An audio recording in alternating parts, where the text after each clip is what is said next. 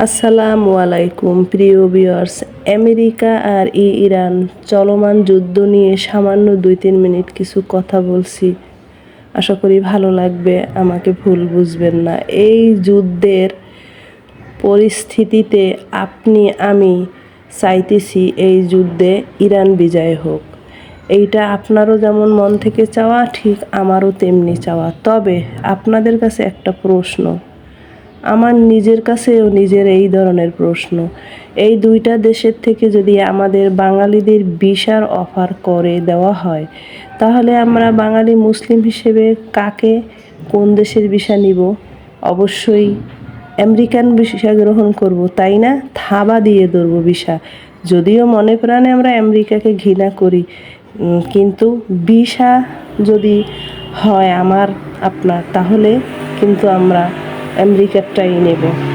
আর একটা কথা, ধরেন আমেরিকা আর এই ইরান দুই দেশের মধ্যে যে বিশ্বের যুদ্ধটা শুরু হয়ে গেছে, এই যুদ্ধে আমাদের ইসলাম ছাড়া বিশ্ব শাসন করে, সেটা আমরা মানব না।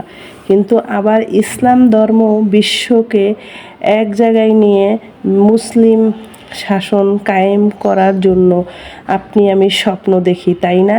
একজন বাঙালি হিসেবে, মুসলিম হিসেবে আপনিও যেমন দেখেন, তেমন আমিও। কিন্তু সেই যে টোটাল বিশ্ব মুসলমানরা শাসন করবে, এই টোটাল বিশ্বকে একদম বিশ্বের তালিকা থেকে বাংলাদেশকে বাদ দিতে হবে। কেন জানেন?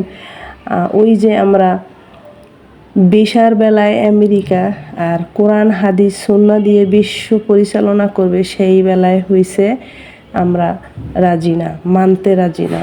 তাই এই বাংলাদেশকে বাদ দিতে হবে। এই জন্য বাংলাদেশ ওই যে মুসলিম ভাবধারা কোরআন হাদিস ছাড়া পরিচালিত হবে, এইটা মানতে আমার ঘোর আপত্তি আছে। বাংলাদেশ বাদে টোটাল বিশ্ব যদি ইসলামিক শাসন অনুশাসন, ইসলামী শাসন বা অনুশাসন দিয়ে নিয়ন্ত্রণ হয়, তাতে আমিও সম্মত, আপনারাও সম্মত, তাই না প্রিয় ভিউয়ার্স?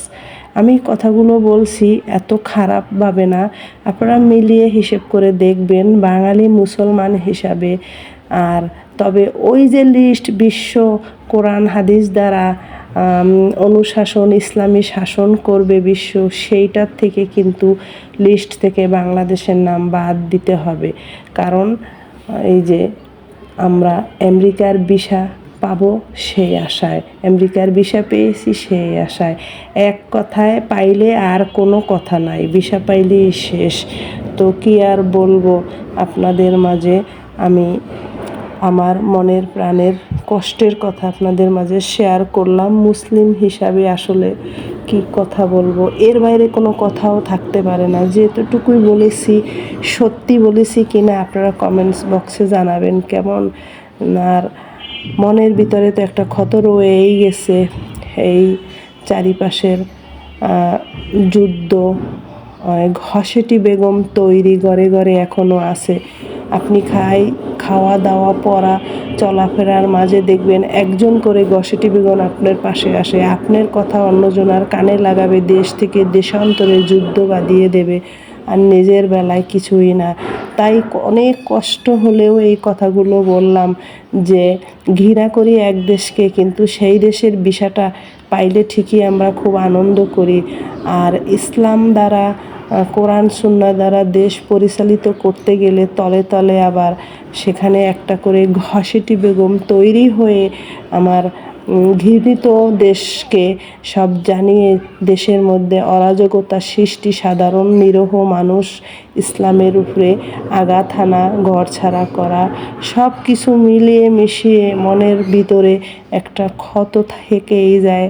কি বলবো প্রিয় ভিউয়ার্স, আজকের মতো বিদায় নেব। আপনারা এভাবে করবেন না, কাটাকাটি মারামারি, নিজেরা সুন্দরভাবে থাকেন, বিশ্ব শান্তি থাকুক। কোনো যুদ্ধ চাই না, সে দল যেই হোক, যে ধর্মেরই হোক, শান্তি চাই, মনে প্রাণে শান্তি চাই।